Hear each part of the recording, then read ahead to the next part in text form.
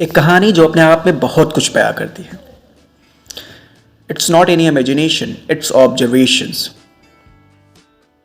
पिछले कई दिनों से देख रहा था एक जानवर जो अपना घरौंदा बना चुका था। वो अपने घरौंदे में बड़े ही आराम तरीके से रह रहा था। बाहर निकलता और अपने घरौंदे में चला जाता। यहाँ तक तो ठीक था, लेकिन वो अब निडर हो चुका था। बार बार निकलता और बार बार अपने घरौंदे में चला जाता। अब वो ओवर कॉन्फिडेंट हो चुका था। एक दिन वो अपने घरौंदे से बाहर निकला था और दूर खड़ा एक शिकारी इसे बहुत ही ध्यान से देख रहा था। वो बार बार निकलता और बार बार घरौंदे में चला जाता। और ऐसा करते हुए काफी समय हो चुका था। शिकारी ने उसका मनपसंद चीज उसके सामने प्रस्तुत किया और जानवर सजगता न बरतते हुए उसके चंगुल में फंस गया।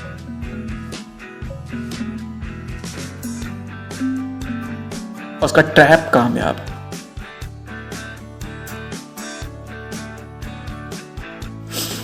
शिकारी को कॉन्सेंट्रेशन उसके सफल बनाने में काफी भूमिका निभाई। कॉन्सेंट्रेशन जिसकी समझ मुझे बिल्कुल भी नहीं।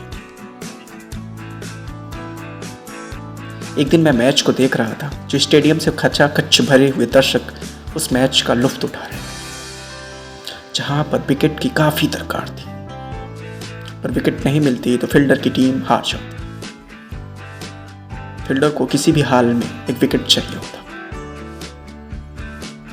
बल्लेबाज ने एक गेंद को बहुत ही तेजी से मारा, जिसने हाइट और दूरी दोनों को काफी दूर तक गया।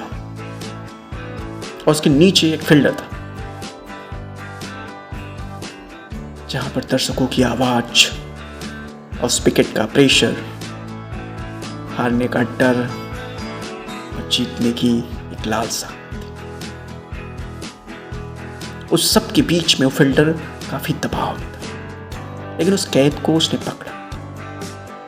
लेकिन जब उसने अपनी स्टेटमेंट दी, तब उसने कहा कि एट दैट मोमेंट मैं कुछ भी नहीं सुन रहा, न दर्शकों की आवाज जो बहुत ही तेजी से चल रहे थे, और ना ही जीतने की और ना ही हारने की। मेरा फोकस सिर्फ उस बॉल पर था। लेकिन कई बार क्या होता है कि हमारे थॉट, उसी का स्टेटमेंट है, उसने बाद में बताया था कि कई बार हमारे थॉट आगे लेके जाते हैं और पीछे लेके जाते हैं, हार गए या जीत। लेकिन एट दैट मोमेंट सिर्फ मैंने बॉल पर फोकस किया और मैं उस कैच को लेने में कामयाब रहा। उसने लास्ट में ये भी कहा कि प्रैक्टिस की भी अहम भूमिका होती है। मैंने कॉन्सेंट्रेशन को एक लेवल पर समझ पाया था।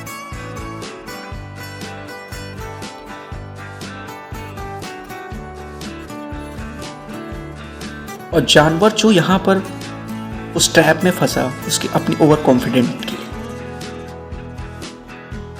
और ऐसा ही ओवर कॉन्फिडेंट हम करते हैं इंटरनेट की दुनिया में, जो गूगल की दुनिया है। आई एम नॉट सेइंग कि गूगल बुरा है, मैं कह रहा हूँ गूगल को कैसे यूज किया जाता है।